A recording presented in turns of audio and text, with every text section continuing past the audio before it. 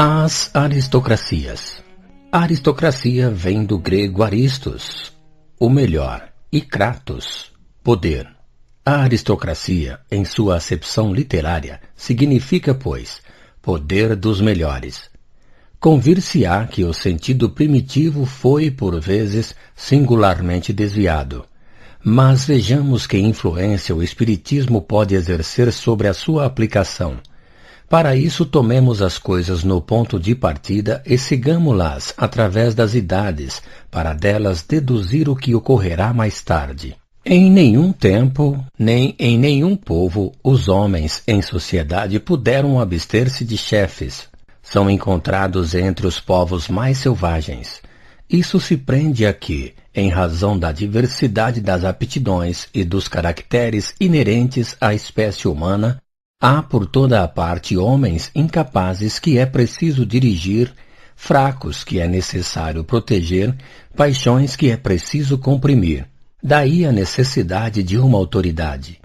Sabe-se que, nas sociedades primitivas, essa autoridade foi deferida aos chefes de família, aos anciãos, aos velhos, em uma palavra, aos patriarcas.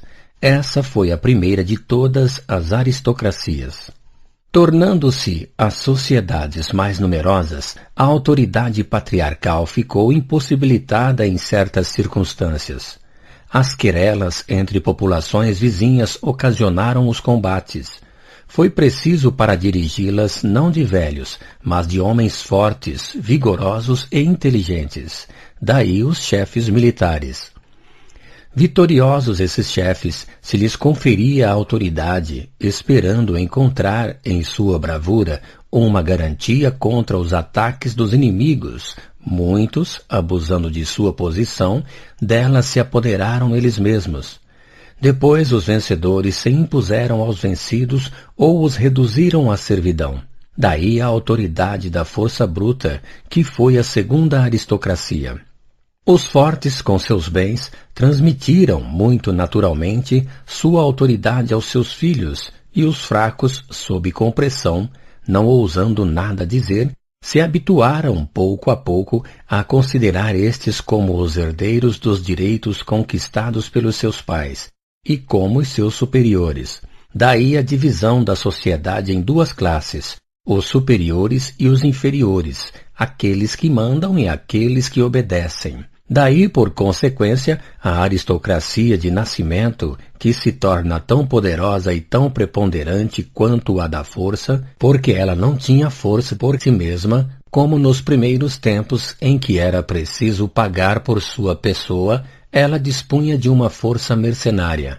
Tendo todo o poder, se dava naturalmente privilégios.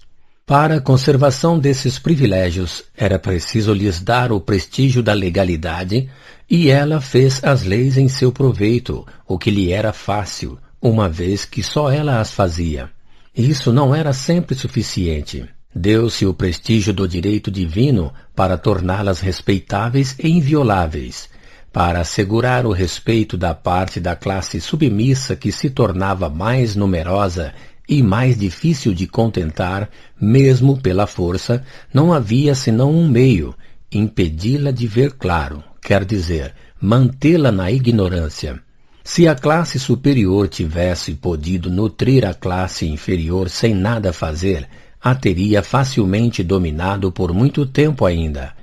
Mas como esta era obrigada a trabalhar para viver, e trabalhar tanto mais quanto era oprimida, disso resultou que a necessidade de encontrar sem cessar novos recursos, de lutar contra uma concorrência invasora, de procurar novos mercados para os produtos, desenvolveu a sua inteligência, e ela se esclareceu pelas mesmas causas das quais se serviu para sujeitá-la. Não se vê aí o dedo da providência? A classe submissa, portanto, viu claro. Viu a pouca consistência do prestígio que se lhe opunha e, sentindo-se forte pelo número, aboliu os privilégios e proclamou a igualdade diante da lei. Esse princípio marcou, em certos povos, o fim do reino da aristocracia de nascimento, que não é mais do que nominal e honorífica, uma vez que ela não confere mais direitos legais. Então se levantou um novo poder, o do dinheiro, porque com dinheiro se dispõe de homens e de coisas. Era um sol diante do qual se inclinava, como outrora se inclinava diante de um brasão, e mais baixo ainda. O que não se concedia mais ao título, se concedia à fortuna, e a fortuna teve os seus privilégios iguais.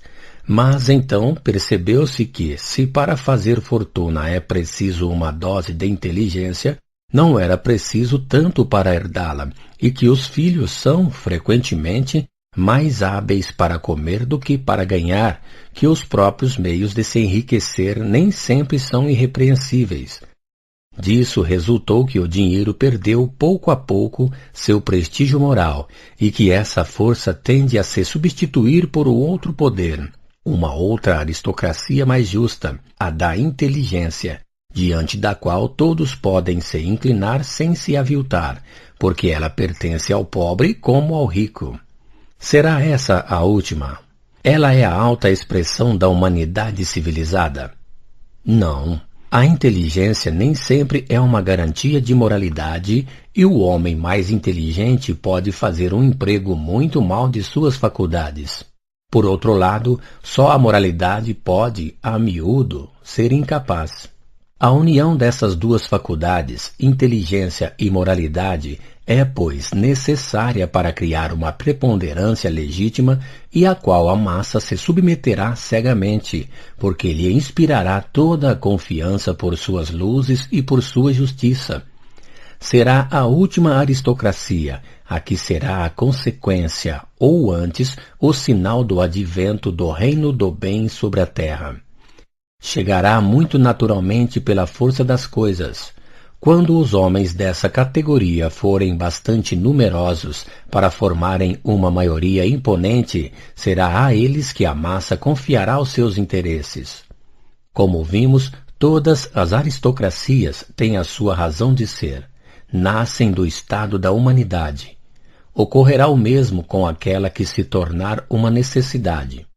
Todas fizeram ou farão o seu tempo segundo o país, porque nenhuma teve por base o princípio moral.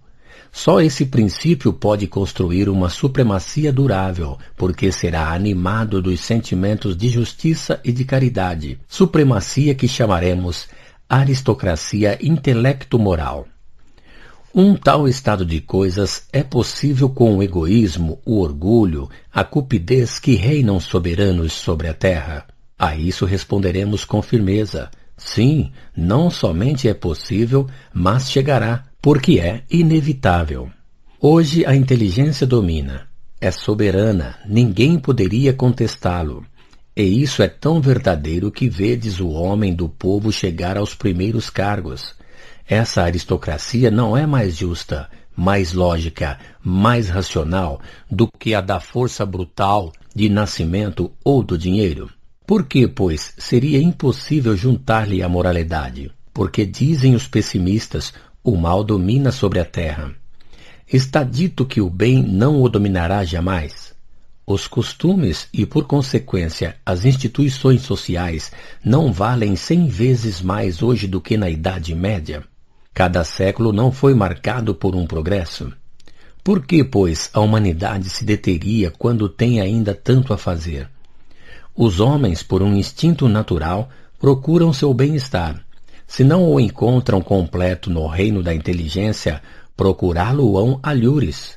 E onde poderão encontrá-lo se não for no reino da moralidade? Para isso é preciso que a moralidade domine numericamente. Há muito a fazer, é incontestável, mas, ainda uma vez, haveria tola presunção em dizer que a humanidade chegou ao seu apogeu quando é vista a marchar sem cessar no caminho do progresso. Dizemos primeiro que os bons sobre a terra não são inteiramente tão raros quanto se crê. Os maus são numerosos, isto infelizmente é verdade.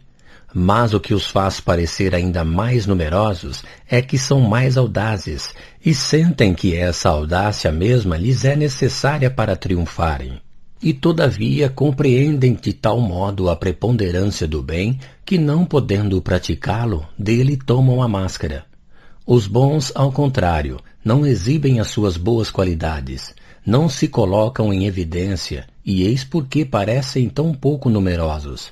Mas sondai os atos íntimos realizados sem ostentação, e em todas as classes da sociedade encontrareis ainda bastante boas e louváveis naturezas para vos tranquilizar o coração e não desesperar da humanidade.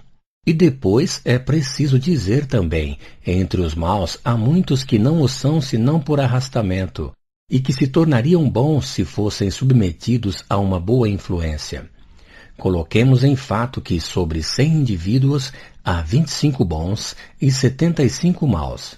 Sobre estes últimos, há deles 50 que o são por fraqueza e que seriam bons se tivessem bons exemplos sob os olhos e se, sobretudo, tivessem tido uma